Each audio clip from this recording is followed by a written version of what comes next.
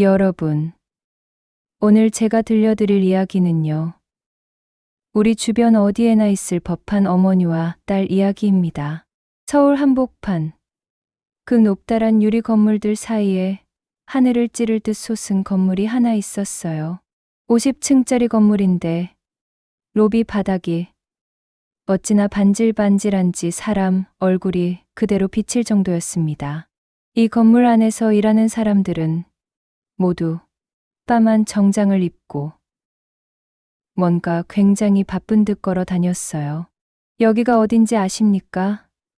큰 법률 회사. 그러니까 변호사들이 모여서 일하는 곳이었어요. 오늘은 월요일 아침이었습니다. 엘리베이터 문이 스르륵 열렸습니다. 그 안에서 한 여자가 걸어 나왔는데요. 이 여자가 바로 오늘 이야기의 주인공 중 한 명, 김지수 변호사입니다. 39살, 머리는 칼로 자른 듯 단발로 깔끔하게, 옷은 명품 정장에 구두는 굽이 10cm나 되는 구두를 신고 있었어요. 어떻게 그걸 신고 걷는지 참 신기할 정도였죠. 귀에는 뭔가 하얀 걸 꽂고 있었는데 블루투스 이어폰이라고, 전화를 받는 기계더라고요. 계약서 3조 수정하는 오늘 5시까지요. 늦으면 계약 파기 각오하세요. 목소리가 얼마나 차가운지 듣는 사람이 얼어붙을 것 같았습니다. 통화를 뚝 끊고는 로비를 쭉쭉 가로질러 걸어가는데 그 모습이 참, 뭐랄까요. 이 세상 그 누구도 자기를 막을 수 없다는 듯 당당했어요. 그런데 말이죠. 바로 그때였습니다. 어머니, 정말 안 됩니다. 약속 없으시면 출입이 안 돼요. 저 멀리 경비 아저씨가 누군가와 실랑이를 벌이는 소리가 들렸어요. 지수의 발이 딱 멈췄습니다. 그 목소리가 어째 낯이 익은 것 같았거든요. 천천히, 아주 천천히 고개를 돌린 지수의 눈에 들어온 광경이라니. 머리는 뽀글뽀글 파마를 했고 바지는, 여러분도 아시죠? 그 편한 몸빼 바지를 입고 허리에는 낡아 빠진 전대까지 찬 할머니 한 분이 계셨어요.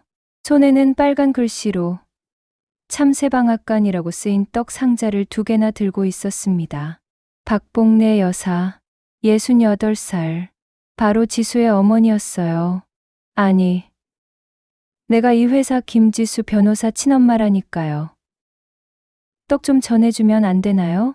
어머니의 목소리가 로비 전체에 쩌렁쩌렁 울려 퍼졌습니다. 아이고, 지수 얼굴에서 피가 싹 빠지는 게 눈에 보이더라고요. 주변 사람들이 다 쳐다보는 거 있죠? 지수는 그게 제일 무서웠나 봅니다. 구두굽이 바닥을 때리는 소리가 쨍쨍쨍 울렸어요. 지수가 거의 뛰다시피 경비 아저씨한테 달려갔습니다. 제가 처리하겠습니다. 목소리를 최대한 낮추고는 어머니 팔을 확 잡아챘어요. 딸, 여기서 뭐하니? 어머니는 반가운 얼굴이었지만 딸은 달랐습니다. 이를 꽉 깨물고 작은 목소리로 속삭였어요. 엄마, 여긴 회사예요. 빨리 나가요. 아니, 나 떡 돌리러 온 건데 내 상사님한테 인사 좀 하고. 지수는 어머니를 거의 끌다시피 밖으로 데리고 나갔습니다. 주변 직장 동료들이 힐끗힐끗 쳐다보는 시선이 지수한테는 칼처럼 느껴졌나 봅니다. 밖으로 나오자마자 지수가 터졌어요. 대체 왜 여기 온 거예요? 어머니는 떡 상자를 들어 보이며 활짝 웃었습니다. 너 이번에 큰 사건 맡았다며? 잘 되면 승진한다고 했잖아. 그래서 떡 좀 돌리려고. 그게 제일 문제예요. 지수의 목소리가 차갑게 내려앉았습니다. 여기가 동네 장터예요. 떡 돌리면 승진해요? 박 여사는 당황한 얼굴로 더듬거렸어요. 그게 사람 사는데 정이 있어야 하는 거 아니냐. 여기는요. 실력으로 평가받는 곳이에요. 떡 같은 걸로는 안 된다고요. 떡 같은 걸로. 그 말이 입 밖으로 나오고 나서야 지수도 자기가 무슨 말을 했는지 깨달은 것 같았어요. 하지만 이미 엎질러진 물이었습니다. 박 여사는 애써 웃으며 말했어요. 그래, 내 말이 맞다. 엄마가 촌스럽지 뭐. 그러고는 돌아섰습니다. 떡 상자 2개를 든 작은 등이 점점 멀어져 갔어요. 여러분, 그 뒷모습이 어찌나 쓸쓸해 보이던지. 지수는 건물 안으로 다시 들어갔습니다. 엘리베이터를 타고 올라가는데 마음 한구석이 불편했어요. 42층 복도. 지수가 자기 사무실로 걸어가는데 박 여사는 아직 1층 로비에 있었어요. 사실 박 여사는 화장실이 급했거든요. 1층 화장실을 가려고 했는데 사람이 너무 많아서 줄이 길게 늘어서 있었습니다. 아이고, 기다릴 수가 없네. 그때 문득 생각이 났어요. 딸 사무실이 42층이라고 했지. 거기도 화장실 있겠지? 박 여사는 아까와는 다른 출입구로 조용히 들어가 엘리베이터를 타고 42층으로 올라갔어요. 복도에 내려서 화장실 표지판을 찾는데 옆 휴게실에서 목소리가 들렸습니다. 문이 살짝 열려 있었어요. 김연우 연구원 연락 닿았어? 아니요. 휴대폰도 꺼져 있고. 이거 큰일인데 그 사람 증언 없으면 우리 태양그룹 소송 어떻게 이겨? 박 여사의 발이 멈췄습니다. 태양그룹 소송? 그거 딸이 하는 거 아닌가? 복도 끝에서 청소부 아주머니가 걸레질을 하고 있었어요. 박 여사는 그 옆을 조용히 지나가면서 계속 귀를 기울였습니다. 김연우 연구원이 사라졌다니. 이거 완전 증발이야. 출입국 기록도 없고 SNS도 다 지웠대. 증인 없이 재판 이기기 힘든데. 박 여사는 화장실로 들어갔습니다. 하지만 귀에는 김연우라는 이름이 또렷하게 남았어요.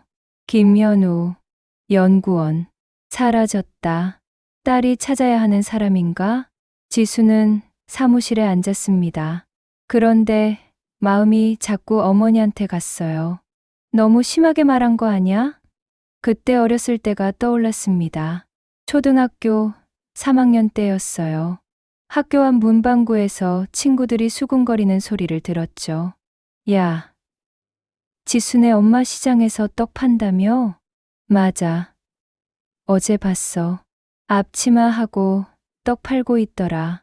우리 엄마는 선생님인데 지수네는 장사하네. 그때 얼마나 창피했는지. 지수는 그날 집에 가서 어머니한테 떼를 썼어요. 엄마, 나 학교 앞에서 떡 팔지 마. 창피해. 어머니는 놀란 얼굴로 물었죠. 왜? 떡 파는 게 왜 창피해? 친구들이 다 놀려. 엄마가 장사한다고. 어머니는 아무 말 없이 지수를 안아주었어요. 그리고 다음 날부터 학교에서 멀리 떨어진 시장에 가서 떡을 팔았습니다. 그 기억 때문에 지수는 지금도 가슴이 아팠어요. 엄마는 나 때문에 얼마나 고생하셨을까. 하지만 동시에 이런 생각도 들었습니다. 하지만 난 이제 변호사야. 엄마가 떡 안 팔아도 되게 내가 성공한 거야. 지수는 고개를 저으며 자기 합리화를 했습니다. 바로 그때 후배가 급하게 들어왔어요. 선배님, 회의실로 오시래요. 회의실에는 대표 변호사를 포함해 7명이 모여 있었습니다. 김 변호사, 앉아. 지수가 자리에 앉았어요. 오늘이 월요일이지? 이번 주 금요일에 태양그룹 소송 재판이 있어. 네, 알고 있습니다. 이 사건을 자네가 맡게 됐어. 정말입니까? 지수의 눈이 반짝였어요. 이 사건 이기면 파트너 확정이야. 하지만 대표 변호사의 표정이 어두워졌습니다. 문제가 생겼어. 핵심 증인 김현우 연구원이 잠적했어. 잠적이요? 응. 지난주 금요일부터 연락이 안 돼. 출입국 기록도 없고 집에도 안 들어가고 완전히 증발했어. 지수의 얼굴이 굳었어요. 증인 없이는 이기기 힘들지 않습니까? 당연하지. 그래서 말인데 대표 변호사가 지수를 똑바로 봤어요. 목요일까지 증인 못 찾으면 이 사건 박 변호사한테 넘긴다. 목요일이요? 그럼 4일밖에 안 남았는데요. 4일이면 충분해. 사설 탐정도 고용하고 할 수 있는 건 다 해봐. 알겠습니다. 지수는 고개를 끄덕였지만 마음은 무거웠습니다. 그날 저녁 연남동 골목 깊숙한 곳 참새방앗간이라는 간판이 달린 작은 떡집에 불이 켜져 있었습니다. 박 여사는 묵묵히 떡을 빚고 있었습니다. 평소처럼 수다를 떨지도 않고 그저 떡반죽을 치대고 또 치댔습니다. 옆에서 떡을 자르던 방앗간 최 사장이 눈치를 챘습니다. 복래 씨, 무슨 일 있어요? 얼굴이 왜 그래요? 박 여사는 한숨을 푹 내쉬었습니다. 우리 딸이 나보고 격이 떨어진대요. 뭐라고요? 바로 그때 세탁소 김 사장이 문을 벌컥 열고 들어왔습니다. 누가요? 지수가. 그 변호사 딸이? 박 여사는 고개를 끄덕였습니다. 내가 법률회사에 떡 들고 갔다가 혼났어요. 떡 같은 걸로는 안 된다고. 세탁소 김 사장이 혀를 찼어요. 그래도 너무한 거 아니에요? 자기를 누가 키웠는데. 아니에요. 박 여사가 손사래를 쳤습니다. 딸 말이 맞아요. 나 같은 게 뭘 안다고. 변호사 세계에 가서 떡을 돌리겠다고. 슈퍼 할머니가 느릿느릿 끼어들었습니다. 복래 씨가 말이 없으니까 방앗간이 이상해요. 뭔가 불안해요. 맞아요. 여러분. 평소에 박 여사가 워낙 수다스럽고 오지랖이 넓어서 그게 없으니까 오히려 이상한 거예요. 박 여사는 떡을 빚다가 문득 생각이 났어요. 김현우. 그 이름 어디서 들어봤는데 오늘 아침 회사 복도에서 들은 이야기였습니다. 김현우 연구원이 사라졌다니. 박 여사는 고개를 들었어요. 김현우. 그게 우리 동네 애 이름 같은데. 네. 세탁소 김 사장이 물었습니다. 김현우가 어쨌다고요? 아니, 딸 회사에서 김현우라는 사람을 찾는 것 같던데. 그 순간 슈퍼 할머니가 느릿하게 입을 열었습니다. 김현우, 연구원? 응, 연구원이래. 나이는? 글쎄, 30대 초반이라던가? 할머니가 턱을 괴고 생각했어요.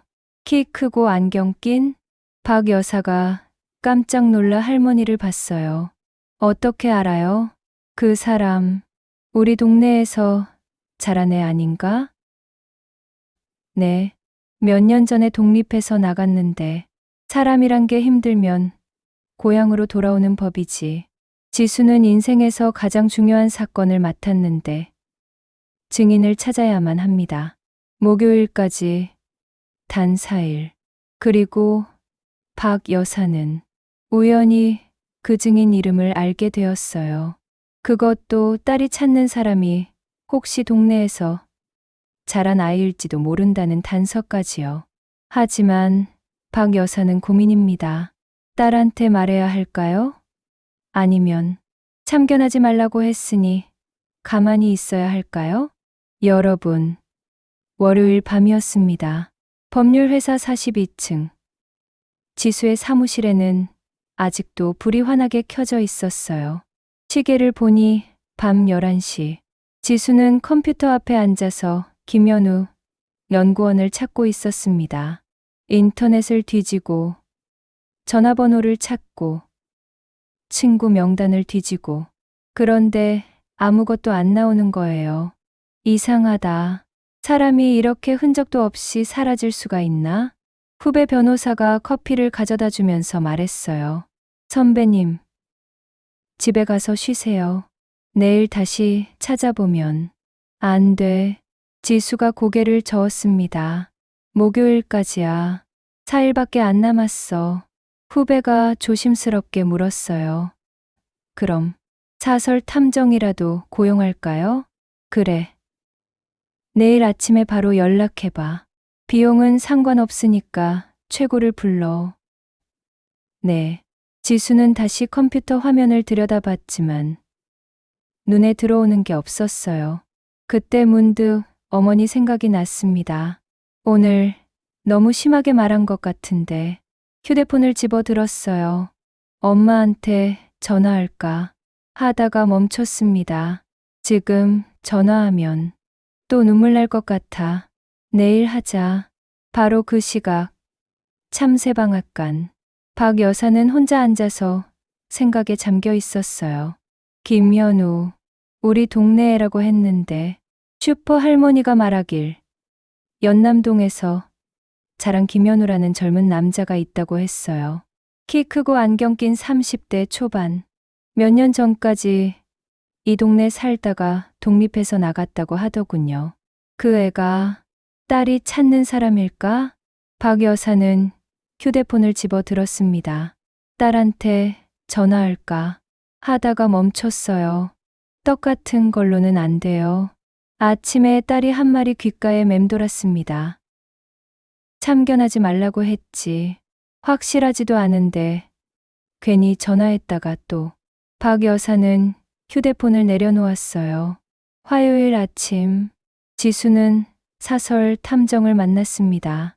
50대 남자였는데 이름난 탐정이라고 했어요. 김연우 33세 태양그룹 연구원.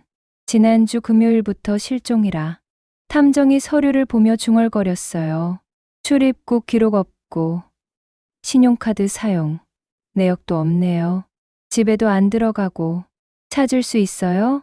쉽진 않을 겁니다. 의도적으로 숨은 사람은 찾기 힘들거든요. 그래도 해주세요. 목요일까지 꼭 찾아야 해요. 최선을 다하겠습니다. 그날 저녁 지수는 집에 돌아왔습니다. 현관문을 열고 들어서는데 냄새가 났어요. 익숙한 냄새, 뭔가 끓인 냄새였습니다. 거실에는 아무도 없었어요. 하지만 식탁에는 반찬통이 놓여 있었습니다. 메모지가 붙어 있었어요. 딸아, 반찬 좀 만들어 놨다. 바빠도 밥은 꼭 먹어라. 엄마, 지수는 반찬통을 열어봤어요. 멸치볶음, 시금치나물, 김치, 모두 지수가 좋아하는 반찬들이었습니다. 지수는 밥을 차려서 혼자 먹었어요. 한 숟갈 떠먹는데 눈물이 났어요. 엄마, 어제 너무 심하게 말한 것 같았습니다. 지수는 어릴 때를 떠올렸어요. 새벽같이 일어나 시장 가시던 엄마, 손이 트고 거칠어지면서도 떡을 빚으시던 엄마, 친구들이 놀릴 때마다 괜찮아. 엄마 덕분에 우리 지수는 공부 잘하잖아 하며 웃으시던 엄마. 엄마, 미안해. 하지만 전화하기가 어색했어요. 일단 이 사건부터 해결하고 나서 그때 제대로 사과하자고 다짐했습니다. 수요일 오전 사설 탐정에게서 전화가 왔어요. 김 변호사님, 미안합니다. 김연우 연구원 행방을 못 찾았습니다. 뭐라고요? 친구들한테도 물어봤고 가족한테도 연락했는데 다들 모른다고 하네요. 그럼 어떻게 해요? 지수의 목소리가 높아졌어요. 최선을 다했지만 죄송합니다. 전화가 끊어졌습니다. 지수는 의자에 푹 주저앉았어요. 내일이 목요일, 마지막 날입니다. 바로 그 시각 참새방앗간 박 여사는 슈퍼 할머니와 이야기를 나누고 있었어요. 할머니, 그 김연우 말인데요. 응, 정말 우리 동네 애가 맞아요? 맞을걸. 내가 기억하기론 김연우 그 애가 대학 졸업하고 연구원 됐다고 했거든. 그럼 지금 어디 사는데요? 글쎄, 몇 년 전에 독립했다던데 어디 사는지는 모르겠어. 박 여사는 고민에 빠졌어요. 이걸 딸한테 말해야 하나, 말아야 하나. 세탁소 김 사장이 말했습니다. 복래 씨, 그냥 딸한테 전화해요. 혹시 모르잖아요. 같은 사람일 수도 있고. 하지만 참견하지 말라고 했는데, 에이, 이건 참견이 아니라 정보를 주는 거잖아요. 그 말에 박 여사가 고개를 들었어요. 그렇긴 하네. 박 여사는 휴대폰을 집어 들었습니다. 그리고 딸에게 전화를 걸었어요. 신호음이 울렸습니다. 한 번, 두 번, 세 번. 하지만 지수는 받지 않았어요. 그 시각, 지수는 대표 변호사에게 불려가 있었습니다. 김 변호사, 내일이 목요일이야. 네. 증인 찾았어? 아직. 조금만 더 시간을 주시면. 안 돼. 대표 변호사가 단호하게 말했어요. 내일까지 못 찾으면 약속대로 박 변호사한테 사건 넘긴다. 대표님, 제발, 끝이야. 더 이상은 못 기다려. 지수는 사무실로 돌아왔어요. 책상에 앉아서 머리를 감싸 쥐었습니다. 그때 휴대폰을 봤어요. 부재 중 전화가 하나 있었습니다. 엄마, 지수는 전화를 걸까 하다가 멈췄어요. 지금 엄마 목소리 들으면 울 것 같아. 이 일부터 해결하고 다시 서류를 펼쳤습니다. 하지만 글자가 하나도 안 들어왔어요. 수요일 저녁 참새방앗간. 박 여사는 떡을 빚다가 말고 한숨을 쉬었어요. 딸이 전화를 안 받네. 또 바쁜가 봐요. 세탁소 김 사장이 말했습니다. 그래도 엄마 전화는 받아야 하는데. 방앗간 최 사장이 물었어요. 복래 씨, 그냥 문자 보내는 건 어때요? 김연우 이야기. 문자. 박 여사는 고민했어요. 하지만 결국 고개를 저었습니다. 아니야. 딸이 바쁜데 문자로 괜히 신경 쓰게 하면 안 돼. 게다가 같은 사람인지도 확실하지 않잖아. 그럼 어떻게 해요? 박 여사는 대답하지 않았어요. 하지만 마음속으로는 결심하고 있었습니다. 내가 직접 찾아볼까? 여러분, 이제 내일이 목요일입니다. 지수는 증인을 못 찾으면 사건을 빼앗기고 파트너 승진도 물 건너갑니다. 그리고 박 여사는 딸한테 전화도 안 되고 뭔가 도와주고 싶지만 확신도 없고. 다음 이야기에서는 박 여사가 큰 결심을 합니다. 내가 찾아볼 거야. 내 방식대로. 과연 박 여사는 어떻게 김연우를 찾을까요? 여러분, 목요일 아침이 밝았습니다. 지수에게는 마지막 날이에요. 법률회사 42층. 지수는 어젯밤을 거의 새웠습니다. 눈이 충혈되고 얼굴이 창백했어요. 후배 변호사가 커피를 가져다 주며 걱정스럽게 말했어요.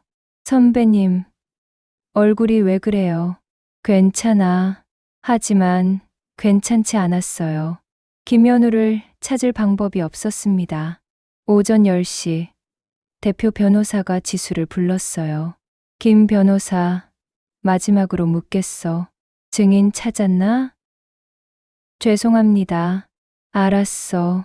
그럼 오후부터 이 사건은 박 변호사가 맡는다. 대표님, 끝이야. 대표 변호사가 돌아서서 나가버렸어요. 지수는 빈 회의실에 혼자 남았습니다. 창밖을 봤어요.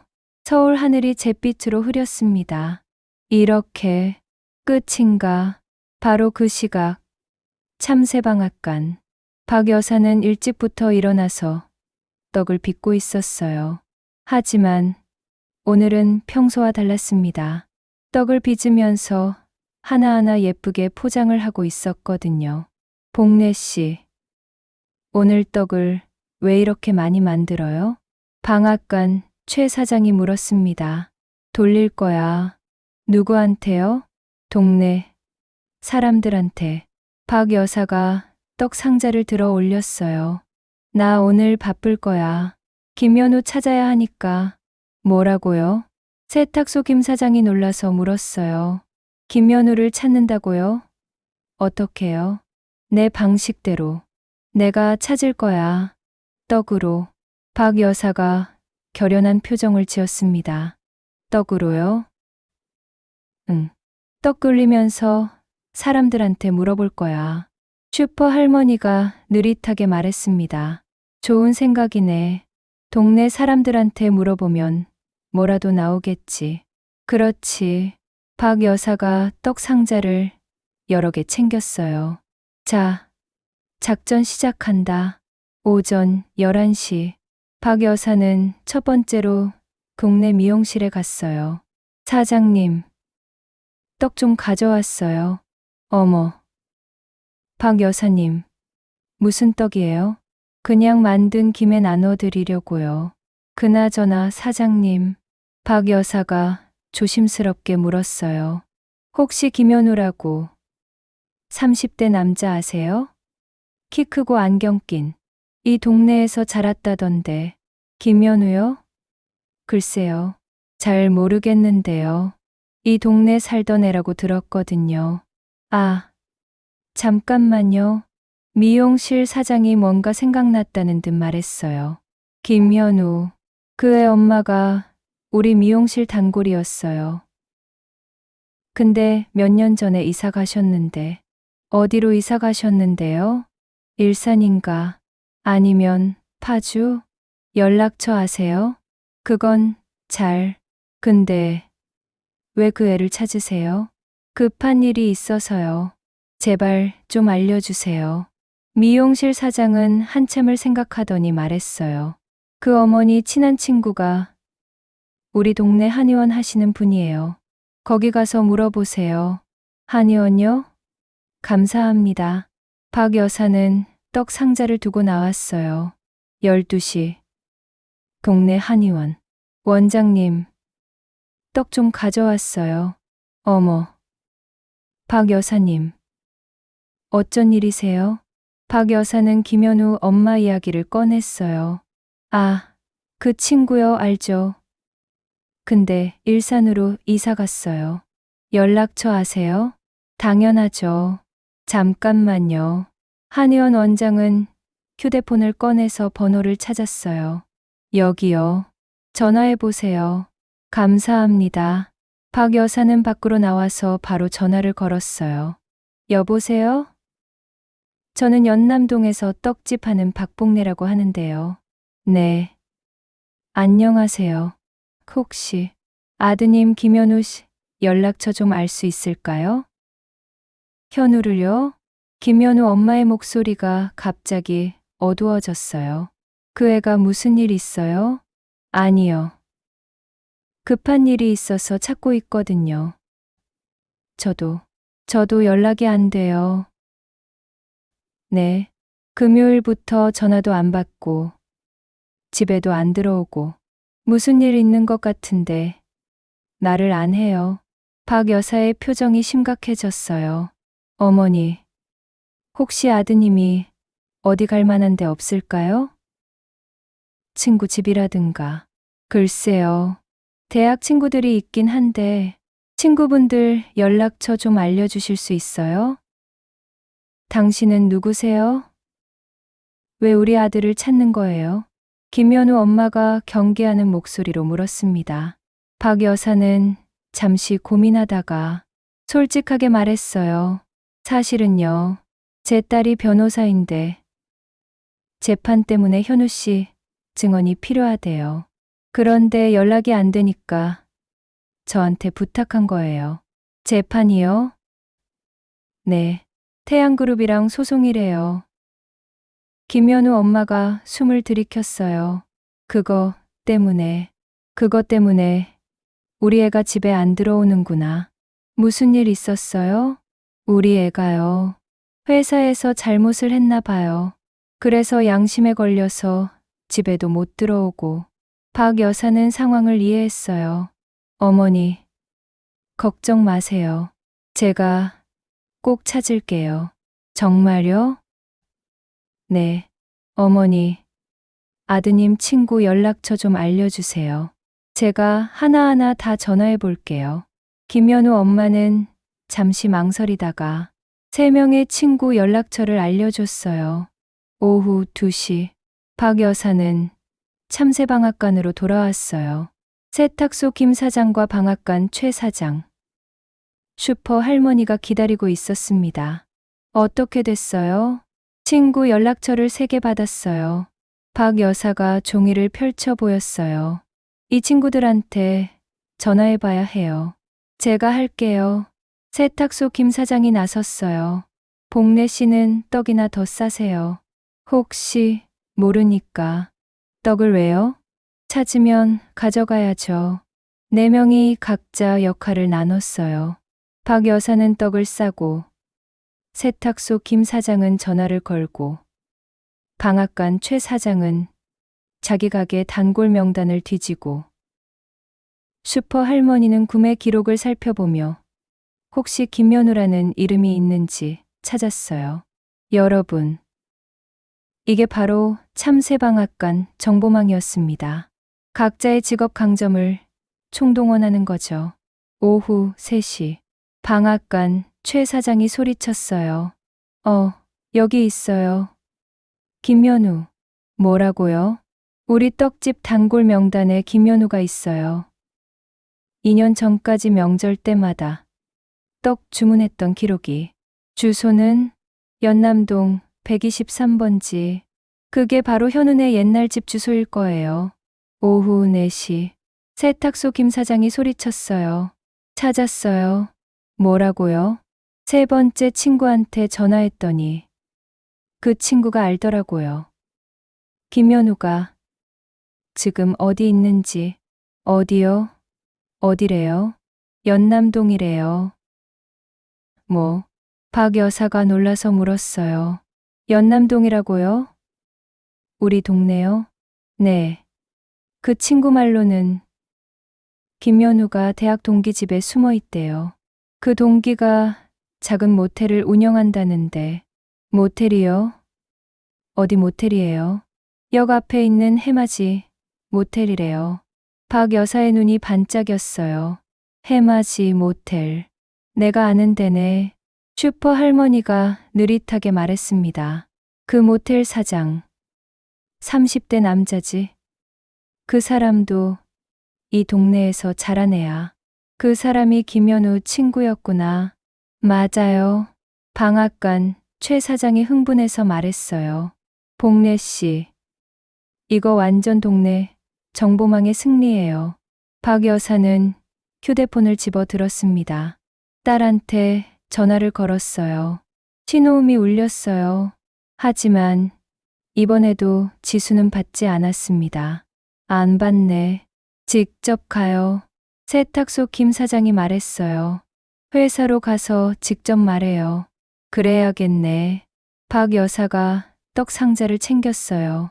가자. 우리 딸 구하러. 오후 5시. 법률회사 42층. 지수는 책상을 정리하고 있었어요. 사건을 빼앗겼으니 이제 이 사무실도 비워야 했습니다. 선배님, 후배가 미안한 얼굴로 들어왔어요. 아래 로비에 손님이 오셨는데요. 손님, 어머니시래요. 엄마, 지수가 놀라서 아래로 내려갔어요. 로비에는 박 여사가 떡 상자를 들고 서 있었습니다. 그리고 참새방앗간 사람들도 함께 있었어요. 엄마, 딸, 박 여사가 다가왔어요. 엄마가 찾았어. 김연우. 뭐, 지수가 믿을 수 없다는 표정을 지었어요. 김연우를 어떻게? 해맞이 모텔에 있어. 역 앞에 있는 그 모텔. 정말요? 정말이야. 지금 가면 만날 수 있어. 지수는 어머니를 봤어요. 그리고 눈물이 났습니다. 엄마, 미안해요. 내가 엄마한테 너무 심하게. 괜찮아. 박 여사가 딸의 손을 잡았어요. 나중에 이야기하고 지금은 그 사람 찾으러 가자. 시간이 없잖아. 네. 여러분. 박 여사가 해냈습니다.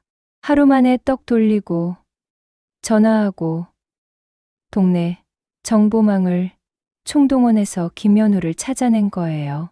사설 탐정도 못 찾은 사람을 박 여사는 떡 한 상자와 동네 사람들의 도움으로 찾아냈습니다. 하지만 여러분, 찾기만 하면 끝일까요? 다음 이야기에서는 김연우를 설득하는 과정이 나옵니다. 과연 그는 증언을 해줄까요? 한 상자의 설득. 여러분, 목요일 오후 6시 지수와 박 여사는 역 앞 해맞이 모텔로 향했습니다. 참새방앗간 사람들도 함께 갔어요. 해맞이 모텔 앞 낡고 작은 3층짜리 건물이었어요. 여기가 맞아요? 지수가 물었습니다. 응, 여기야. 박 여사가 떡 상자를 꼭 안고 모텔 안으로 들어갔어요. 프런트에 젊은 남자가 앉아 있었습니다. 안녕하세요. 박 여사가 환하게 웃으며 인사했어요. 안녕하세요. 남자가 어리둥절한 표정으로 대답했습니다. 혹시 여기 김연우라고 키 크고 안경 낀 친구 있나요? 누구시죠? 저는 현우가 어렸을 때 이 동네에서 떡집 하던 박 여사예요. 현우 엄마가 걱정해서 저보고 좀 찾아보래서요. 박 여사는 자연스럽게 말했어요. 아, 현우가요. 남자가 난처한 표정을 지었어요. 있긴 한데 아무도 만나기 싫다고 해서요. 그래도 제발 좀 만나게 해주세요. 떡도 가져왔어요. 박 여사가 떡 상자를 들어 보였어요. 어머니가 직접 만든 거예요. 엄마, 손맛 좀 느끼라고요. 남자는 잠깐 고민하더니 한숨을 쉬었어요. 알겠습니다. 209호예요. 근데 문 안 열어줄 수도 있어요. 괜찮아요. 문 앞에서라도 말할게요. 2층으로 올라갔어요. 복도는 좁고 어두웠습니다. 209호 앞에 섰어요. 박 여사가 문을 똑똑 두드렸습니다. 현우야? 나 이모야. 문 좀 열어줄래? 안에서 대답이 없었어요. 현우야. 엄마가 걱정하신다. 떡 가져왔어. 엄마, 손맛 좀 느껴봐. 여전히 대답이 없었어요. 지수가 나섰습니다. 현우 씨, 저는 김지수 변호사라고 합니다. 잠깐만 이야기 나눌 수 있을까요? 현우 씨, 저희는 적이 아니에요. 도와드리고 싶어요. 한참 후 안에서 목소리가 들렸어요. 저한테 무슨 도움을 주시겠다는 거예요? 문 열어주시면 설명드릴게요. 잠시 침묵이 흘렀어요. 그러다가 문이 조금 열렸습니다. 키 크고 안경 낀 남자가 고개를 삐죽 내밀었어요. 얼굴은 상해 있고 머리는 헝클어져 있었습니다. 누구세요? 나는 내가 어렸을 때 이 동네에서 떡집 하던 박 여사야. 그리고 여기는 박 여사가 지수를 소개했어요. 내 딸이야. 변호사. 현우의 얼굴이 굳었어요. 변호사. 그럼 혹시 태양그룹 소송? 네. 맞아요. 지수가 고개를 끄덕였어요. 그래서 현우 씨 증언이 필요해요. 저는 못 도와드려요. 현우가 문을 닫으려고 했어요. 하지만 박 여사가 떡 상자를 문 사이에 끼웠습니다. 잠깐만. 이것만이라도 받아. 이거 송편이야. 내 엄마가 제일 좋아하는 떡이래. 현우는 떡 상자를 보더니 눈물이 글썽했어요. 이거 엄마가 만든 거예요? 아니, 내가 만들었어. 근데 내 엄마 생각하면서 만들었어. 박 여사가 웃으며 말했어요. 현우는 떡 상자를 받아들었습니다. 들어오세요. 209호 안. 좁은 방이었어요. 침대 하나, 책상 하나가 전부였습니다. 현우는 떡 상자를 열었어요. 송편을 하나 꺼내서 입에 넣었습니다. 맛있다. 그 순간 눈물이 주르륵 흘러내렸습니다. 엄마, 엄마, 생각나요. 여러분, 이게 바로 떡의 힘이에요. 떡 한 조각에 엄마 생각이 담겨 있고 고향 생각이 담겨 있는 거죠. 박 여사가 다정하게 물었어요. 현우야, 왜 여기 숨어 있니? 저 잘못했어요. 현우가 고개를 숙였어요. 회사에서 나쁜 일을 했어요. 그래서 엄마한테 얼굴을 못 들겠어요. 무슨 일인데? 저희 팀장이 경쟁사 특허를 훔치라고 했어요. 저는 거부해야 했는데 못했어요. 현우의 목소리가 떨렸어요. 그래서 함께 특허 자료를 훔쳤어요. 그 후로 계속 양심에 걸렸어요. 지수가 조심스럽게 물었습니다. 현우 씨, 그럼 그 사실을 법정에서 증언해 주실 수 있나요? 안 돼요. 현우가 고개를 저었어요. 제가 증언하면 저도 처벌받아요. 그럼 엄마가 얼마나 슬퍼하시겠어요. 하지만 그리고 회사 사람들한테도 밉보일 거고 저는 그냥 여기 숨어 있고 싶어요. 박 여사가 한숨을 쉬었어요. 현우야, 죄송해요 이모. 저는 용기가 없어요. 지수는 더 이상 말할 수 없었어요. 억지로 설득할 수는 없었으니까요. 알겠습니다. 오늘은 이만 가볼게요. 천천히 생각해 보세요. 지수가 일어섰어요. 박 여사도 따라 일어서면서 현우에게 말했습니다. 현우야, 떡은 다 먹어. 그리고 엄마한테 전화 한번 해라. 엄마가 얼마나 걱정하시는지 아니? 네. 모텔을 나오면서 지수는 고개를 떨구었어요.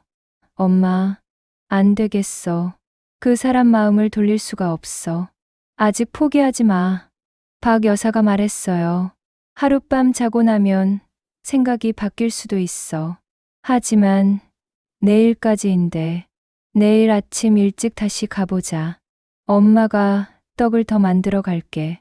세탁소 김 사장이 거들었어요. 맞아요. 사람 마음이라는 게 하루아침에 바뀌지 않아요. 시간이 필요해요. 슈퍼 할머니가 느릿하게 말했습니다. 그 애, 양심이 있는 애야. 그런 애는 결국 옳은 선택을 해. 그날 밤 10시 209호. 김현우는 침대에 누워서 천장을 바라봤어요. 옆에는 반쯤 먹은 송편이 놓여 있었습니다. 엄마, 보고 싶다. 휴대폰을 꺼냈어요. 엄마한테서 온 부재 중 전화가 25통이나 되었습니다. 현우는 전화를 걸었어요. 여보세요. 엄마, 현우야, 어디 있니? 엄마가 얼마나 걱정했는지 아니? 죄송해요, 엄마. 괜찮아, 괜찮아. 다치지만 않았으면 돼. 근데 지금 어디 있어? 친구 집에 잠깐 있어요. 무슨 일 있니? 회사에서 무슨 일 있었어? 현우는 모든 걸 털어놓았어요. 팀장의 지시, 특허 절도, 그리고 양심의 가책. 엄마는 한참을 듣고 나서 말했습니다. 현우야, 네, 엄마, 잘못한 건 바로잡아야지. 네, 내가 지금 숨어 있는다고 해서 잘못이 없어지는 게 아니야. 용기를 내서 진실을 말해야 해. 하지만 엄마, 저 처벌받을 수도 있어요. 그래도 괜찮아. 엄마의 목소리는 단호했어요. 처벌받더라도 옳은 일을 하는 게 중요해. 그게 엄마가 내게 가르쳐 준 거야. 현우의 눈에서 눈물이 흘러내렸어요. 엄마, 현우야, 엄마는 내가 처벌받는 게 무섭지 않아. 내가 비겁한 사람이 되는 게 무서워. 용기를 내라. 엄마가 항상 내 편이야. 전화를 끊고 현우는 한참을 울었어요. 그리고 송편을 하나 더 먹었습니다. 이모가 엄마 생각하면서 만들었다고 했지. 현우는 침대에서 일어났어요. 새벽 3시까지 뒤척이며 고민했습니다. 증언하면 나는 끝이야. 하지만 안 하면 나는 평생 비겁한 사람이야. 송편을 한 개 더 집어 들었어요. 한 입 빼어 물었습니다. 그 순간 결심이 섰어요. 그래. 엄마 말이 맞아. 잘못한 건 바로잡아야 해. 여러분, 현우는 밤새 고민한 끝에 마음속으로 결심했습니다. 떡 한 조각이 엄마를 생각나게 했고, 엄마의 말이 용기를 주었어요. 다음 이야기에서는 금요일 아침, 현우가 직접 박 여사에게 전화를 겁니다. 그리고 예상치 못한 문제가 하나 더 생겨요. 여러분, 금요일 아침이 밝았습니다. 아침 7시, 참새방앗간. 박 여사는 새벽부터 일어나서 떡을 빚고 있었어요. 엄마, 아직도 떡 만들어요?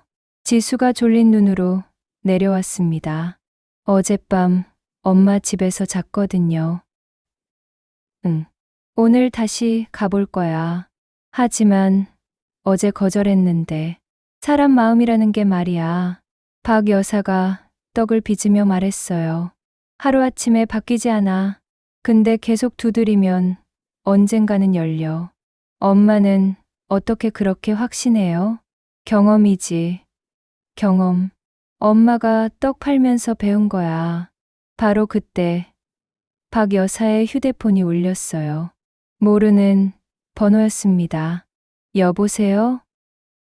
이모. 응. 누구야? 저, 김현우예요. 박 여사의 눈이 커졌어요. 현우야. 왜? 이모. 저 다시 만날 수 있을까요? 물론이지. 해맞이 모텔로 와주실 수 있어요? 이야기 좀 하고 싶어요. 지금 바로 갈게. 30분 후. 해맞이 모텔 209호. 박 여사와 지수가 도착했어요. 참새방앗간 사람들도 함께 왔습니다. 문을 두드리자 이번에는 금방 열렸어요. 현우의 얼굴이 어제와 달랐습니다. 씻고 정리를 한 것 같았어요. 들어오세요. 방 안으로 들어가자 현우가 먼저 입을 열었어요. 어젯밤에 엄마랑 통화했어요. 그래? 네. 엄마가 그러시더라고요. 용기를 내라고. 현우가 지수를 봤어요. 김 변호사님, 저 증언하겠습니다. 정말요? 지수의 얼굴이 환해졌어요. 네. 제가 한 일을 솔직하게 말하겠습니다. 처벌받더라도 진실을 말하는 게 맞는 것 같아요. 박 여사가 현우의 어깨를 토닥였어요. 잘 결심했어. 엄마가 자랑스러워 하실 거야. 감사합니다, 이모. 어제 주신 떡. 현우가 빈 떡 상자를 보여줬어요. 다 먹었어요. 엄마 생각하면서. 그래, 잘했어. 지수가 말했습니다. 현우 씨, 그럼 월요일 재판에 나와 주실 수 있나요? 월요일이요? 네. 재판이 원래 오늘이었는데 월요일로 연기됐어요. 알겠습니다. 나가겠습니다. 고맙습니다. 정말 고맙습니다. 모텔을 나오면서 지수는 화난 얼굴로 말했어요. 엄마, 해냈어. 증인을 찾았어. 그러게, 다행이다. 이제 재판만 잘 준비하면 돼. 지수가 어머니를 꼭 안았습니다. 엄마, 정말 고마워. 엄마 아니었으면 난 끝났을 거야. 뭘 고마워. 당연한 거지. 세탁소 김 사장이 말했어요. 그나저나 송편 효과가 대단하네요. 방앗간 최 사장도 웃으며 거들었어요. 떡의 힘이죠. 떡의 힘. 그날 오후 법률회사. 지수는 대표 변호사에게 보고를 했습니다. 대표님, 증인을 찾았습니다. 뭐? 정말? 네. 김연우 연구원입니다. 월요일 재판에 나오겠다고 했어요. 어떻게 찾았어? 그게 저희 어머니께서. 어머니? 또? 대표 변호사가 미간을 찌푸렸어요. 어머니가 동네 정보망으로 찾으셨습니다. 동네 정보망? 대표 변호사는 코웃음을 쳤지만 어쨌든 증인을 찾은 건 사실이었어요. 좋아. 그럼 그 증인 확실한 거지? 정말 월요일에 나올 거야? 네. 약속받았습니다. 약속이라. 대표는 의심스러운 얼굴이었어요. 월요일에 안 나타나면 자네가 책임져야 해. 알겠어? 알겠습니다. 지수는 자신 있게 대답했어요. 그럼 주말 동안 증언 내용 정리하고 월요일 재판 준비해. 네. 지수는 기분이 좋았어요. 드디어 재판을 이길 수 있을 것 같았습니다. 그런데 바로 그날 저녁이었어요. 오후 6시 지수의 휴대폰이 울렸습니다. 상대편 변호사였어요. 김 변호사. 나 박 변호사야. 네. 안녕하세요. 월요일 재판 준비 잘하고 있지? 물론이죠. 그런데 말이야. 상대편 변호사의 목소리에 묘한 기운이 느껴졌어요. 김연우 증인 세울 거지? 어떻게 아세요? 우리도 정보가 있으니까. 사실 지난주부터 김연우 동료들 탐문했거든. 그랬더니 한 직원이 입을 열더라고. 지수의 얼굴이 굳었어요. 그 직원이 뭐래요? 김연우도 공범이래. 특허 훔치는데 직접 가담했다고. 녹취록도 확보했어. 월요일 재판에서 그거 다 까발릴 거야. 그럼 내 증인 신뢰도는 땅에 떨어지지. 각오해. 전화가 끊어졌습니다. 지수는 그 자리에 주저앉았어요. 어떻게 알았지? 후배가 다가와서 물었어요. 선배님, 무슨 일이에요? 상대편이 김연우가 공범이라는 걸 알아냈어.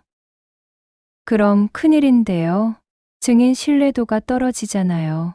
나도 알아. 지수는 머리를 감싸 쥐었어요. 그날 밤, 지수는 어머니한테 전화를 걸었습니다. 엄마, 왜? 무슨 일 있어? 엄마, 문제가 생겼어. 지수는 모든 걸 설명했어요. 김연우가 공범이라는 것, 상대편이 그걸 알아냈다는 것, 재판에서 질 수도 있다는 것. 그래서 나 이제 정말 끝인가 봐. 엄마, 무슨 소리야. 끝이 아니야. 엄마, 진짜 어려운 상황이야. 어떻게 해야 할지 모르겠어. 박 여사는 잠시 침묵했어요. 그러다가 천천히 말했습니다. 딸아, 엄마가 하나 물어봐도 돼? 응. 현우가 한 말이 진실이야? 응. 진실이야. 그럼 됐어. 뭐가 됐어? 엄마? 진실이어도 사람들이 안 믿으면 소용없는데 믿게 만들면 되지. 박 여사의 목소리에 힘이 들어갔어요. 사람들이 현우를 믿지 못하는 이유가 뭐야? 그 사람도 나쁜 짓을 했으니까. 그럼 왜 나쁜 짓을 했는지 설명하면 되지. 그리고 지금은 왜 진실을 말하려고 하는지도. 엄마, 딸아, 사람은 완벽하지 않아. 다 실수하고, 다 잘못하고 살아. 중요한 건 잘못을 인정하고 바로잡으려는 마음이지. 지수는 어머니의 말을 들으면서 뭔가 깨달았어요. 맞아. 현우 씨가 증언을 하겠다고 한 건 용기잖아. 그렇지. 그 용기를 사람들한테 보여줘야 해. 어떻게? 그건 내가 변호사잖아. 내가 더 잘 알지. 박 여사가 웃으며 말했어요. 엄마는 딸을 믿어. 넌 할 수 있어. 전화를 끊고 지수는 한참을 생각했어요. 그리고 무언가 떠올랐습니다. 맞아. 현우 씨의 용기를 보여주면 돼. 그 사람이 왜 위험을 감수하고 진실을 말하는지. 지수는 밤을 새워 재판 전략을 다시 짰어요. 김현우가 공범이라는 사실을 숨기는 게 아니라 오히려 그걸 강조하기로 했습니다. 그리고 그럼에도 불구하고 진실을 말하려는 용기를 부각시키기로 했어요. 여러분, 드디어 모든 준비가 끝났습니다. 하지만 상대편도 만만치 않아요. 김현우가 공범이라는 걸 알고 있거든요. 과연 월요일 재판에서 어떤 일이 벌어질까요? 지수는 현우의 용기를 제대로 보여줄 수 있을까요? 여러분, 드디어 월요일이 왔습니다. 재판 날이에요. 아침 9시 법원 앞. 지수는 일찍 도착했어요. 긴장된 얼굴로 서류를 정리하고 있었습니다. 법정 안으로 들어가려는데 뒤에서 익숙한 목소리가 들렸어요. 딸, 돌아보니 박 여사였어요. 그리고 참새방앗간 사람들이 다 같이 왔습니다. 엄마, 여기 왜 왔어? 응원하러 왔지. 우리 딸 재판하는데 엄마가 안 오면 되냐? 박 여사가 떡 상자를 내밀었어요. 이거 현우한테 전해줘. 힘내라고. 엄마, 지수는 떡 상자를 받으면서 눈물이 날 것 같았어요. 세탁소 김 사장이 말했습니다.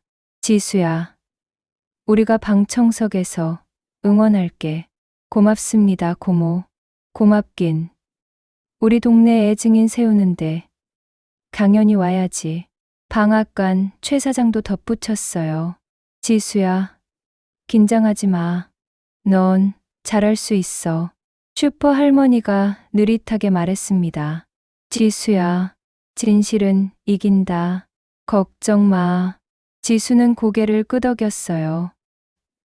네, 최선을 다할게요. 법정 안. 판사가 자리에 앉고 방청객들도 자리를 잡았어요. 방청석에는 박 여사와 참새방앗간 사람들이 앉아 있었습니다. 지수는 변호인석에 앉아서 깊게 숨을 들이마셨어요. 할 수 있어. 나는 할 수 있어. 판사가 입을 열었습니다. 자, 그럼 원고 측 증인 신문을 시작하겠습니다. 증인 김현우, 나오세요. 문이 열리고 김현우가 들어왔어요. 얼굴은 창백했지만 눈빛만큼은 또렷했습니다.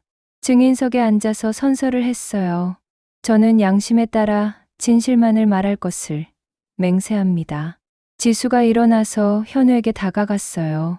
증인, 본인이 태양그룹 연구팀에서 일했던 게 맞습니까? 네, 맞습니다. 그곳에서 무슨 일을 했습니까? 신재생 에너지 관련 연구를 했습니다. 그 과정에서 특허 관련 불법 행위를 목격하셨습니까? 네. 현우가 고개를 끄덕였어요. 우리 팀장이 경쟁사의 특허 자료를 훔쳐오라고 지시했습니다. 방청석이 웅성거렸어요.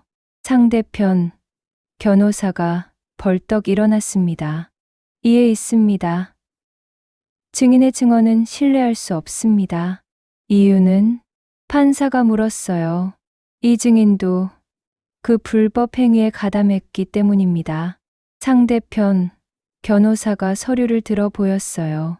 여기 증거가 있습니다. 증인 김현우도 특허 자료를 훔치는데 직접 가담했습니다. 심지어 같은 팀 동료에게 이 사실을 고백한 녹취록도 있습니다. 방청석이 더 웅성거렸어요. 박 여사가 걱정스러운 얼굴로 지수를 봤습니다. 하지만 지수는 침착했어요. 이미 예상했던 공격이었거든요. 지수는 차분하게 대답했어요. 재판장님, 증인이 공범이라는 사실은 저희도 이미 알고 있었습니다. 뭐라고요? 상대편 변호사가 놀라서 물었어요. 그걸 알면서도 증인으로 세웠단 말입니까? 네. 지수가 현우를 봤어요. 왜냐하면 이 증인은 자신이 처벌받을 것을 알면서도 진실을 말하기로 결심했기 때문입니다.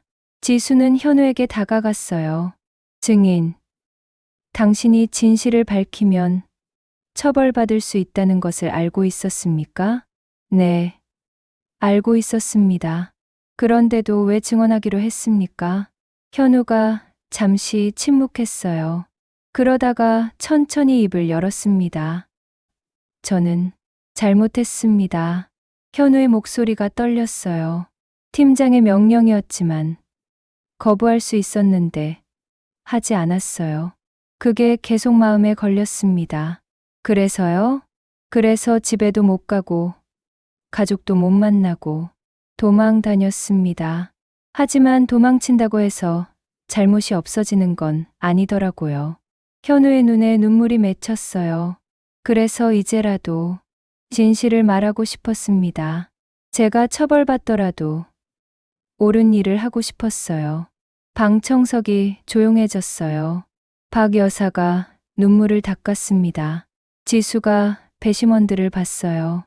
여러분, 이 증인은 자신의 처벌을 감수하면서 진실을 말하고 있습니다. 이것이야말로 진정한 용기 아닙니까? 상대편 변호사가 다시 일어났어요. 그래도 범죄자의 증언은 신뢰할 수 없습니다. 그럼 묻겠습니다. 지수가 상대편 변호사를 봤어요. 변호사님, 만약 당신이 잘못을 저지르고 그것을 숨기고 싶다면 법정에 나와서 증언하겠습니까?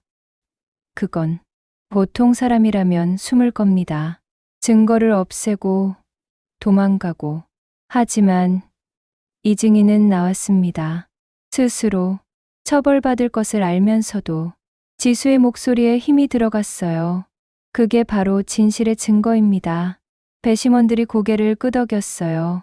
판사가 물었습니다. 증인, 마지막으로 묻겠습니다. 태양그룹이 불법으로 특허를 훔친 것이 확실합니까? 네. 현우가 단호하게 대답했어요. 저는 그 현장에 있었습니다. 확실합니다.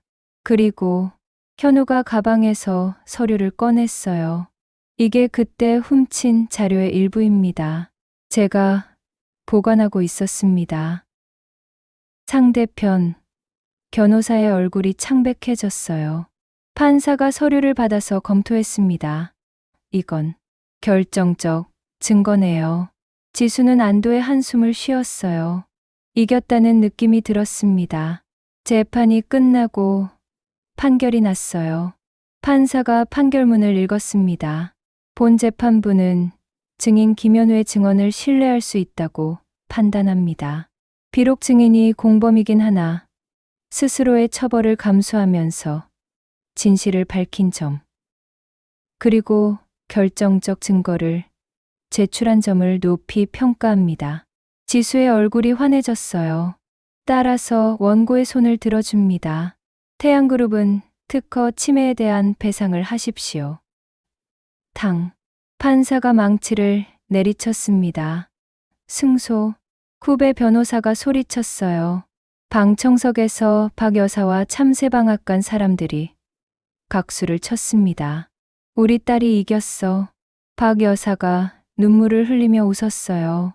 법원 밖 지수는 어머니를 꼭 안았습니다. 엄마, 고마워.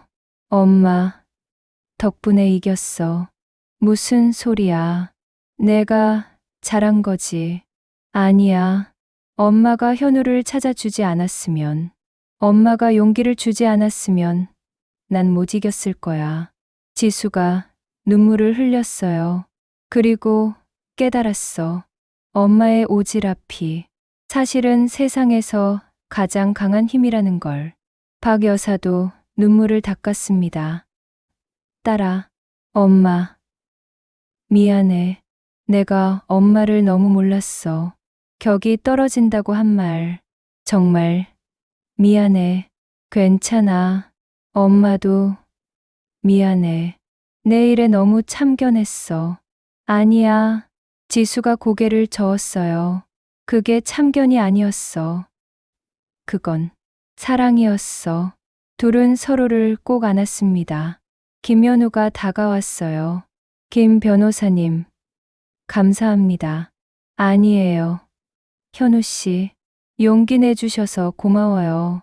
저도 이제 엄마한테 떳떳해질 수 있을 것 같아요. 박 여사가 현우에게 다가갔어요.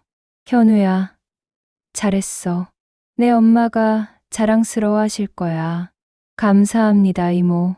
현우가 떡 상자를 내밀었어요. 아까 주신 떡 정말 맛있었어요. 덕분에 용기를 낼 수 있었어요. 그래, 떡이 밥 먹여줬지? 박 여사가 웃으며 말했어요. 모두가 웃었습니다. 여러분, 드디어 재판에서 이겼습니다. 현우의 용기, 지수의 변론, 그리고 박 여사의 따뜻한 마음이 모여서 만든 승리였어요. 하지만 여러분, 이야기는 아직 끝나지 않았습니다. 다음 이야기에서는 지수의 파트너 승진 파티가 열립니다. 그리고 박 여사가 모두에게 전하는 메시지. 떡이 밥 먹여준다는 말의 진짜 의미를 알게 되실 거예요. 여러분, 재판에서 이긴 지 일주일이 지났습니다.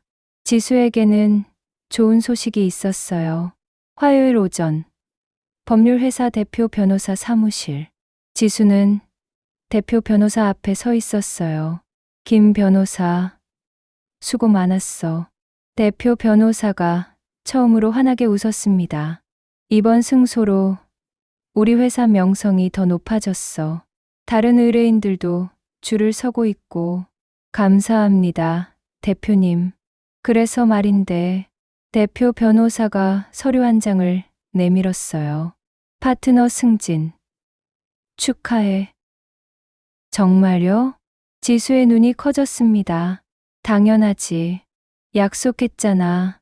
이기면 파트너 만들어준다고. 감사합니다. 정말 감사합니다. 다음 주 금요일에 파트너 승진 축하 파티할 거야. 잘 준비해. 지수는 사무실로 돌아와서 바로 어머니한테 전화했어요. 엄마, 딸, 무슨 일이야? 엄마, 나 파트너 됐어. 정말 축하한다.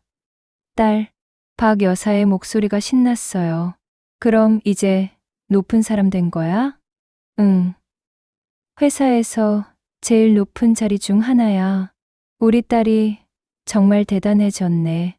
박 여사의 목소리에 자랑스러움이 가득했어요. 엄마, 다음 주 금요일에 파티하는데 엄마도 와줄 수 있어? 나를? 응. 엄마가 와줘야 돼. 엄마 없으면 의미가 없어. 알았어. 갈게. 일주일이 빠르게 지나갔어요. 금요일 저녁, 파트너 승진 파티가 열렸습니다.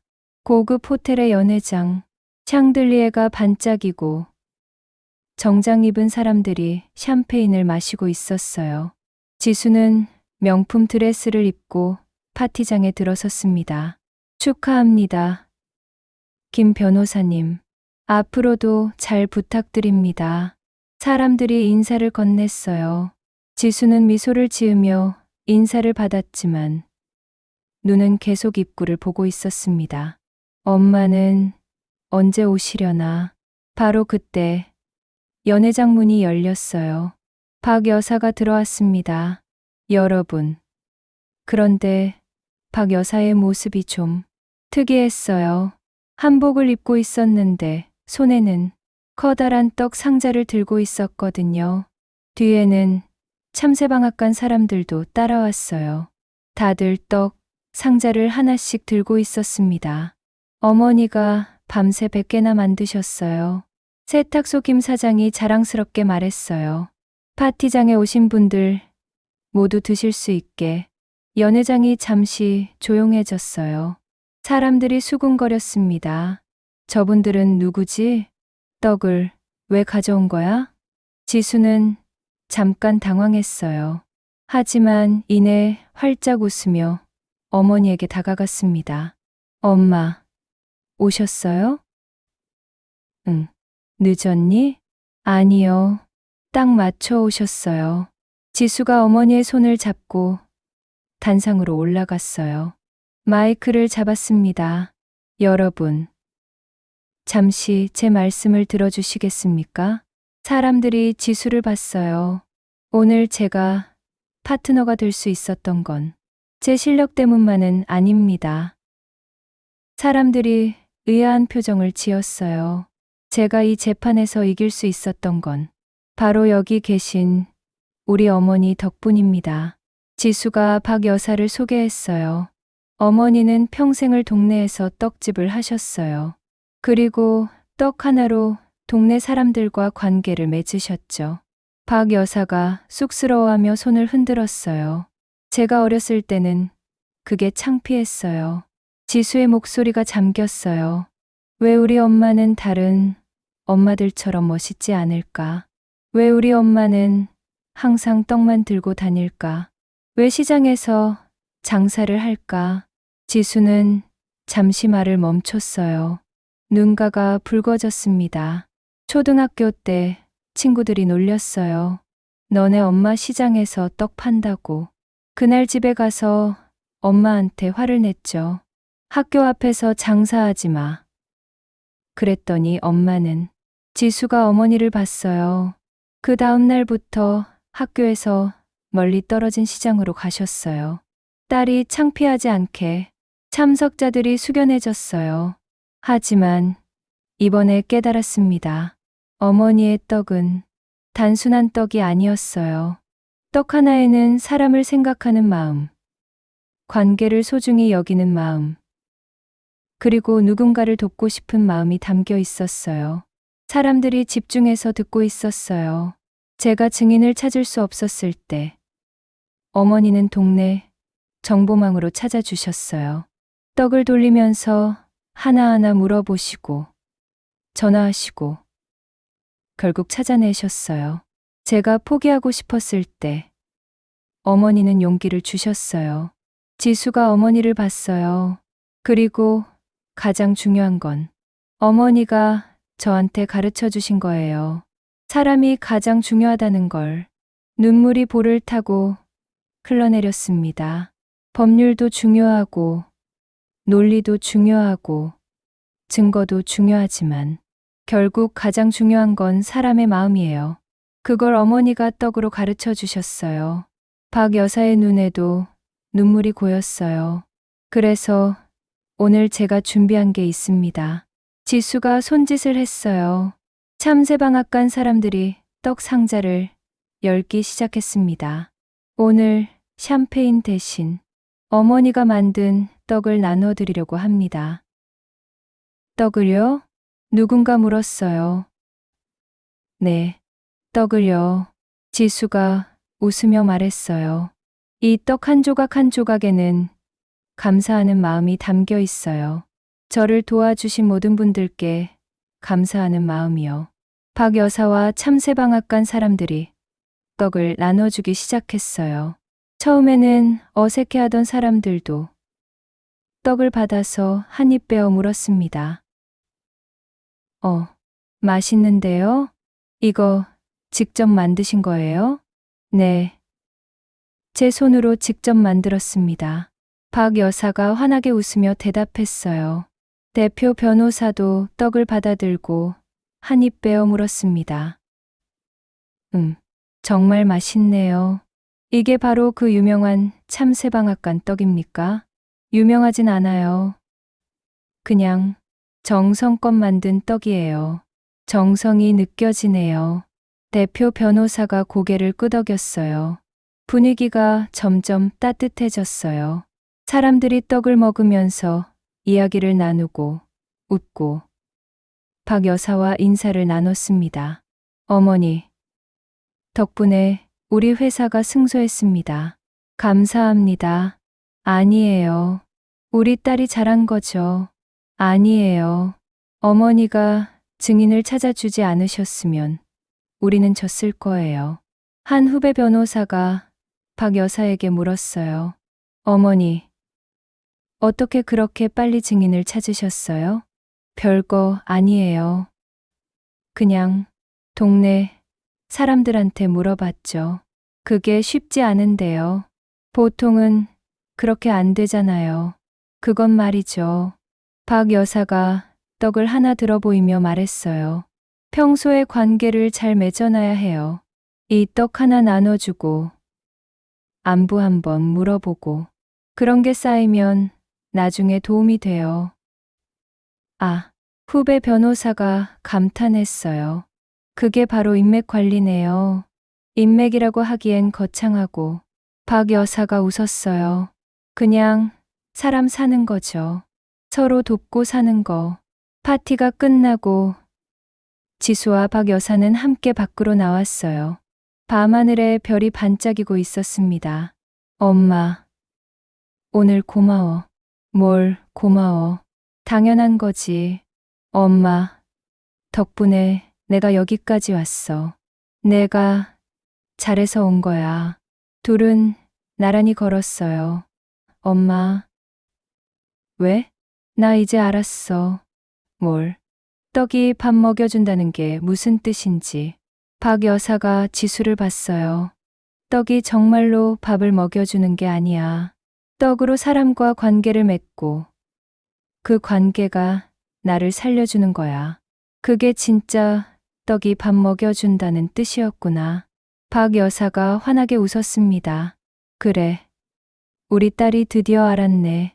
엄마가 평생 그렇게 살아온 거지? 그럼 나는 떡밖에 없었어. 돈도 없고 학벌도 없고 명예도 없고 하지만 떡은 있었지. 그래서 떡으로 사람들한테 다가갔어. 박 여사가 하늘을 올려다봤어요. 그랬더니 말이야.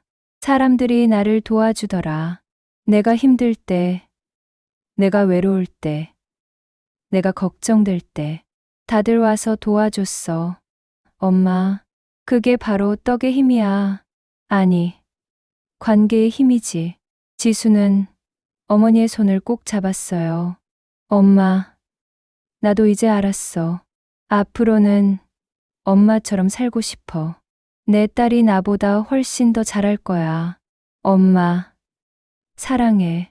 나도 사랑한다, 딸. 둘은 서로를 꼭 안았습니다. 여러분, 지수는 드디어 깨달았습니다. 어머니의 떡이 가진 진짜 의미를. 그리고 관계의 소중함을요. 이제 마지막 이야기만 남았어요. 그로부터 몇 달 후, 참새방앗간에서 벌어지는 따뜻한 이야기. 그리고 박 여사가 우리 모두에게 전하는 메시지. 여러분, 그로부터 석 달이 지났습니다. 계절이 바뀌어 봄이 왔어요. 토요일 오전, 참새방앗간 앞, 벚꽃이 흩날리고 있었습니다. 박 여사는 평소처럼 떡을 빚고 있었어요. 하지만 오늘은 좀 특별했습니다. 문이 열리면서 지수가 들어왔거든요. 그런데 혼자가 아니었어요. 엄마, 딸, 오늘 무슨 일이야? 엄마, 소개할 사람 있어. 지수 뒤로 대여섯 명의 젊은 변호사들이 들어왔어요. 안녕하세요, 어머님. 박 여사가 어리둥절한 표정을 지었어요. 얘들아, 여기가 바로 제가 말한 참새방앗간이에요. 지수가 변호사들을 소개했어요. 그리고 여기 계신 분이 우리 엄마, 박봉래 여사님이세요. 제가 항상 말하는 최고의 정보통 말이에요. 안녕하세요. 젊은 변호사들이 인사를 했어요. 엄마, 이 친구들이 말이야. 엄마한테 배우고 싶대. 나한테 뭘? 사람들이랑 관계 맺는 법이요. 한 여자 변호사가 말했어요. 저희는 법은 알아도 사람 마음은 잘 몰라요. 그런데 어머님은 사람 마음을 너무 잘 아신다고 지수 선배가 그러시더라고요. 아이고, 별 말씀을. 박 여사가 손사래를 쳤어요. 제가 뭘 안다고. 엄마, 겸손하지 마. 엄마가 이번에 우리 회사를 구했잖아. 지수가 웃으며 말했어요. 그래서 회사에서 결정했어. 앞으로 박봉래 여사 자문단을 만들기로. 매달 한 번씩 엄마를 모시고 와서 어려운 사건 있으면 자문을 구하기로 했어. 세상에, 박 여사가 놀라서 입을 다물지 못했어요. 물론 자문료도 드려요. 한 남자 변호사가 봉투를 내밀었어요. 이건 첫 달 자문료예요. 앞으로 잘 부탁드립니다. 아니, 이게 무슨. 박 여사가 당황했지만 지수가 엄마의 손을 잡았어요. 엄마, 받아. 엄마가 평생 떡 빚어서 번 돈보다 훨씬 많을 거야. 딸아. 박 여사의 눈에 눈물이 맺혔어요. 엄마의 오지랖이 이제는 전문직이 된 거야. 관계 전문가 박봉래. 모두가 웃었습니다. 세탁소 김 사장이 말했어요. 봉래 씨, 이제 진짜 유명 인사 됐네요. 뭐가 유명해요? 그냥 운이 좋았지. 운이 아니에요. 지수가 끼어들었어요. 엄마가 평생 관계를 쌓아온 결과예요. 그날 저녁 참새방앗간에서 작은 파티가 열렸어요. 동네 사람들이 다 모였습니다. 세탁소 김 사장, 방앗간 최 사장, 슈퍼 할머니, 그리고 김현우도 왔어요. 이모, 오랜만이에요. 어머, 현우야, 그동안 어떻게 지냈니? 벌금 냈고요. 회사에서는 잘렸어요. 하지만 새로운 곳에 취직했어요. 잘 됐다. 할머니 떡 먹고 용기 냈어요. 그래서 다시 시작할 수 있었어요. 현우가 떡 상자를 내밀었어요.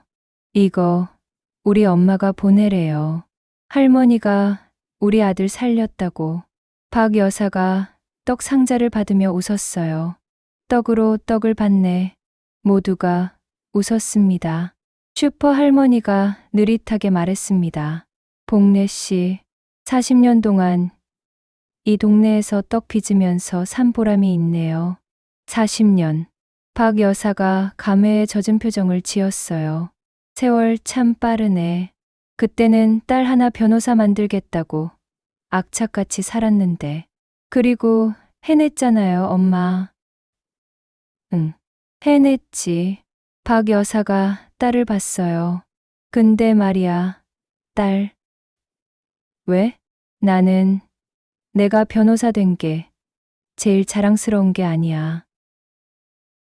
그럼 내가 사람을 알아본 게 제일 자랑스러워. 박 여사가 지수의 손을 잡았어요. 처음에 넌 증거만 찾으려고 했잖아. 컴퓨터로, 서류로. 하지만 결국 사람을 통해서 찾았어. 그게 엄마는 제일 기뻐. 엄마, 사람이 답이야. 항상.